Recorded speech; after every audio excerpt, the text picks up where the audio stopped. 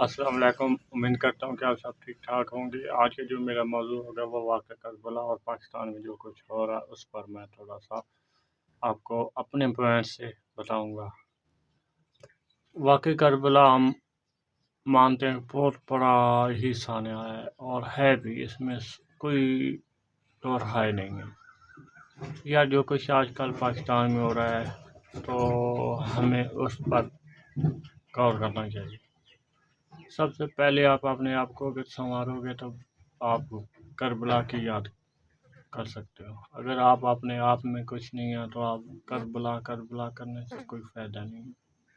جب آپ کے دل میں غم، ڈر، خوف اور فخر نہیں ہے کہ واقعہ کربلا ہوا ہے، کہ واقعہ کربلا مثلاً آپ کو فخر کرنا چاہیے کہ ہمارے لیے حضرت امام حسین، اس کے جتنے بھی فیملی ممبر تھے، ٹھیک ہے، دوست تھے، انہوں نے قربانی دی ہے۔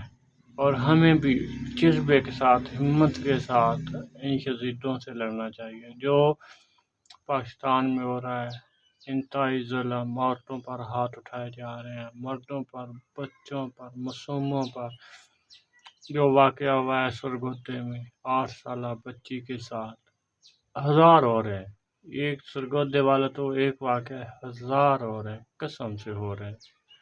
کوئی آواز نہیں اٹھانے والا، اٹھاتے بھی ہیں تو کوئی فائدہ نہیں ہے، کوئی انصاف نہیں ہے، میں آپ کو کیا بتاؤں۔ آپ بھی سوشل میڈیا کے ساتھ کنیکٹ ہوتے ہیں، کیا پاکستان میں ہو رہا ہے، کوئی حقوق نہیں ہے۔ آج کل ایسے آدمیوں کو مارا جا رہا ہے جیسے کتوں کو بھی اس طرح نہیں مارا جاتا۔ تو بات کرنے کا مقصد ہے کہ انسانیت کا کوئی حقوق نہیں ہے۔ جدھر جاؤ آپ ادھر آپ کو پریشانی نظر آئے گی۔ کوئی غریب، کوئی مہنگائی کے مارے مار رہا ہے، کوئی اپنے گھریلو ایشو ہیں۔ یعنی کہ جب کسی بھی معاشرے میں بے سکونی ہو تو آپ کامیاب نہیں ہو سکتے۔ اگر آپ خوش ہو، ایکٹیو ہو، پھر آپ کو ہر چیز اچھی لگتی ہے، ہر چیز آپ کو بالکل صاف ستھری لگتی ہے۔ تو کربلا جو ہے نا واقعہ بہت دردناک واقعہ ہے۔ اللہ تعالیٰ آپ سب کو اس پر عمل کرنے کی توفیق عطا فرمائے، اور ہمیں بھی، ہم جیسے جتنے بھی گناہ گار آدمی ہیں، اس کے دل میں حضرت امام حسین اور اس کے جتنے بھی ساتھی شہید ہوئے ان سے پیار، محبت جو اللہ تعالیٰ اور اللہ کے رسول کے مطابق منانے چاہیے دن، ویسے منانے کی توفیق عطا فرما۔ تو بہت بڑے بڑے واقعات ہیں، ہم تو بیان نہیں کر سکتے کیونکہ ہمیں اتنی ہمت بھی نہیں ہے، ہمارے پاس اتنا علم بھی نہیں ہے، ہمارے پاس کوئی فیسلٹی نہیں ہے، ٹھیک ہے، ہم انتہائی گناہ گار آدمی ہیں۔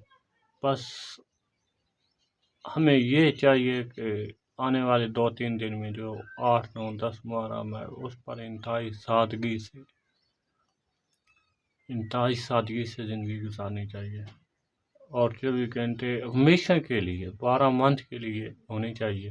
پر یہ جو خاص دن ہوتے ہیں، دیکھو نا، رمضان کا منتھ ہے، روزے تو ہم رمضان میں رکھتے ہیں، آگے پیچھے بھی کر سکتے ہیں، ٹھیک ہے، رمضان میں، شوال میں، محرم میں، ربیع الاول میں، ربیع الثانی میں بھی روزے رکھ سکتے ہیں، عبادت ہے۔ پر وہ ایک جو بھی چیز کوئی ہوتی ہے نا مقرر، کم از کم ہم مقرر کا تو فائدہ اٹھائیں، کم از کم مقرر جو بھی چیزیں ان کا تو ہم اچھے طریقے سے منانے کی کوشش کریں، چاہے خوشی ہو یا غمی ہو۔ ہمارے لیے تو حضرت پاک صلی اللہ علیہ وسلم کی زندگی ہمیشہ کے لیے اعلیٰ تو اعلیٰ ہے، پر ہم کیوں 12 ربیع الاول کو زیادہ کچھ مناتے ہیں؟ کیونکہ وہ ایک مخصوص ڈے ہے، مخصوص دن ہے، اس پر ہمیں منانی ہوتی ہے۔ جمعہ تو ہر جمعہ ہوتا ہے، آگے پیچھے بھی نماز لوگ پڑھتے ہیں، پر جمعے کے دن زیادہ لوگ پڑھتے ہیں، کیوں؟ خاص دن ہے۔